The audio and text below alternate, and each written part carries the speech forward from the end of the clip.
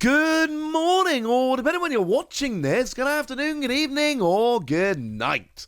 My name's Ross, and as always told out of Voice of Radio, so today we need to take a look at the apparent pull rates for Journey Together. Now, I say apparent pull rates because what we've got here is what we get every set from TCGPlayer.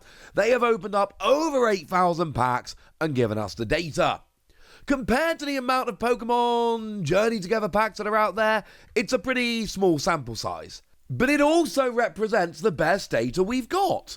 If I could find someone who would open more packs and was sharing the data, I'd bring that to you instead. So shout out to TCGPlayer, which we use a bunch for looking up various prices and information. They're a very useful website. Shout out to them for sharing these, not just this time around, but like every set. TCGPlayer's kind of awesome. So, Journey Together then, what have we got? Well, they've gone and shared the pull rates here for the EXs, which I don't think they did before, but then again, remember there's no A-Specs this time round, so it kind of makes sense of what we would see here is, well, you know what? We might as well pick someone else out. Let's have a look at the EXs. And these apparently come around 1 in every 5 packs. And by my calculation, there are 16 different EXs in Journey Together. So if you're getting them 1 in every 5 packs, and there's 16 EXs, then what you do is you times 16 by 5, you get 80. To pull the specific EX, 1 in 80 packs. To put it another way, every 80th pack will have a Mamoswine. Now, as they tend to do here, TCGPlayer have actually got 1 in 79 rather than 1 in 80. Essentially, I believe what they've done is literally just counted how many EXs they got from 8,000 packs, and they actually got 1 in 79.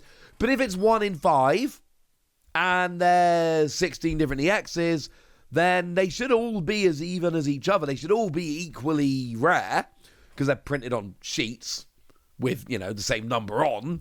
And that means that we should get the specific one in every 80 packs. So like normal, we are going to have some tiny disagreements here when we get to specific cards. Regular EX, 1 in 5. Specific EX, 1 in 80. The next most common thing we've got here are the illustration rares. And this makes me very happy because this time around, TCGPlayer have got 1 in 12 packs, which is wonderful. This is long what I've been saying here about the illustration rares. They are 1 in 12 packs. And I know this because every booster box has 3 in there. Now, I'm sure there's a couple of booster boxes here or there that end up with an abnormal number. That's going to happen. It's always going to be slight variations, even where they're trying to be exact. But every booster box I've seen had 3 in. And I'm not talking about this set, I'm talking every Sword and Shield set. They always have 3. 36 packs in a box, 3 illustration rares in a box, so illustration rares are 1 in 12 packs. Wonderful. How many illustration rares do we have in the set as a whole? We have 11. And with there being 11 illustration rares in the set as a whole, then to find out the chances of pulling a specific one, we just times 12 by 11. And we get 1 in every 132 packs. TCGPlayer have gone 1 in 129, but again, they're actually looking at how many they pulled from the 8,000 packs, whereas I'm saying if it's 1 in 12 and there's 11 of them and they're all equally rare, which they should be, and even if they're not, it doesn't actually compute with the numbers we've got here, then that should be 1 in 132, not 1 in 129. But pretty gosh darn close, ladies and gentlemen. Pretty gosh darn close. And the good news is there's only 11 here. So these actually end up being quite a bit less rare than we've seen in other sets. If you're looking at the ultra rares, these are your full arts. These aren't much rarer than illustration rares. They are coming out 1 in every 15 packs. Cool. I like this. Means you should get 2 in a box with a chance for a third. No guarantee of a third, but there's a chance of getting a third, and you should get 2 per box, which is cool because we like these. And, I mean, obviously, I'm showing you all the Mammothswine stuff in this video, right? You know that's coming. Although we do have the really nice full art supporters here as well, which I do very much appreciate. So they're 1 in 15, and actually what we end up with here is 11 of these as well. So what we do is we times 11 by 15, and we get a specific full art 1 in every 165 packs. To put it another way, full art Mammothswine is coming out 1 in every 165 packs. TCGPlayer got 1 in 168, but again, if they're 1 in 15 and there's 11 of them, then that means a specific one should be coming out 1 in 165. There we go. Now, they're not actually the rarest cards, but the most sought after cards here are the special illustration rares. And here I can literally list them off. There's only 6 of them.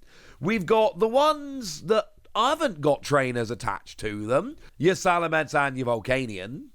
We've got the trainer Pokemon that nobody really wants, a Hop Zacian. Just value-wise, it's much lower than the others. And then we've got Enzoroark, Iono's Bellabolt, and Lily's Clefairy. Lily's Clefairy obviously being the big one. Now, these apparently come around 1 in every 86 packs. To put that into context, we're basically saying if you pull 2 boxes, no. 2.4 boxes. Or 2.39 if you want to be a pedant. Every 2.4 boxes, you should hit a special illustration rare. Or to put it another way, if you hit a special illustration rare in your box, you should honestly feel pretty happy. That's a good news. That's a good result. That's a good news day.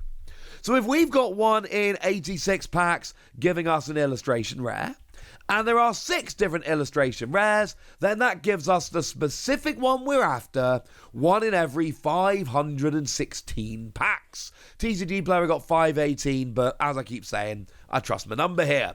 So, if you want Lily's Clefairy, buy 516 packs, and it won't guarantee that you hit one, but statistically, you should. And who doesn't love a nice bit of statistics in the morning? And then, of course, the actual rarest cards we see in every set are the gold cards, the hyper rare cards, as they're officially called. And there's only 3 of these. We got Iono's Bellabolt, we got Enzoroark, and we've got Spiky Energy. And just cross your fingers if you pull one of these, it's not Spiky Energy, because there is a big difference between that and the others. These are apparently coming around 1 in every 137 packs. And yeah, that's pretty rare. Honestly, ladies and gentlemen, that's pretty rare. 137 packs basically means 3.8 boxes. Not quite 1 in every 4 boxes, but not far away. Yeah. Sorry about that. And with them being 1 in every 137 packs, and there being 3 of them, they should come around 1 in every 411, the specific one you want in every 411 packs, which is the exact number TCGPlayer got. Yay! Here's a pull rate as a whole. One more shout out to TCGPlayer here for pulling the data, doing all of this. Very useful. Shout out to them for doing so. But basically, these aren't bad. These seem pretty alright. Like, in a box, you should be hitting 7 EXs. You should be hitting 2 full arts of a chance of a third. And you should be hitting 3 illustration rares. And then, like I've said, you're looking at 2.4 boxes for a special illustration rare and 3.8 boxes for a gold. Pull one of them, consider yourself a very lucky person. Now, if we go and put these side by side with Surging Sparks, which of course was the last main set that we had, importantly also using the data from TCGPlayer here, so they've got the same method, it's again 8,000 packs, so we should be looking alright. We see that the illustration rares, I'm still saying they're 1 in 12. The full arts are still 1 in 15. Special illustration rares are apparently slightly less rare, but again, 1 in 86, 1 in 87, That's just a slight blip in the data. Like they're the same.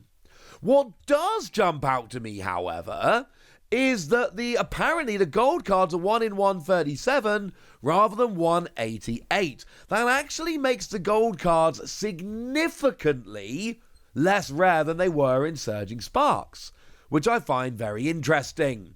And it actually all adds up. According to TCGPlayer, Surging Sparks gave you an A-Spec or something in 20% of the packs, whereas this gets you an full art or above in 16% of the packs. They're actually not looking at the same data here. In Surging Sparks, they included A-Specs. Here, it's just full art, illustration rare, special illustration rare, or gold. So it's not a fair comparison to make. Main takeaway here is, of course, that because there's fewer secret rares, the specific ones are easier to pull, and the gold cards are apparently a lot less rare, which is lovely.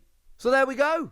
That's what you need to know. And now it's over to you guys. How have your pulls been from Journey Together so far? Are you happy? Tell me in the comment section. Go nuts! Be nice. And then make sure you like this video, subscribe to this channel, follow me on Twitter at TheWasi. That's where we talk about Pokemon and a whole bunch of other card games. And please do consider checking out patreon.com/PTCGradio, where you can support the channel, get some bonus podcasts, join a Discord, and all kinds of fun things. And get shoutouts on the channel like the lovely Evan Parker, who's been a supporter of ours for a while now and is a very lovely person. So shout out to them for the support and the loveliness. But by far the most important thing, as always, look after yourselves till next time, would ya? Thank you very much for watching. My name's Ross, and you've been watching PTCG Radio.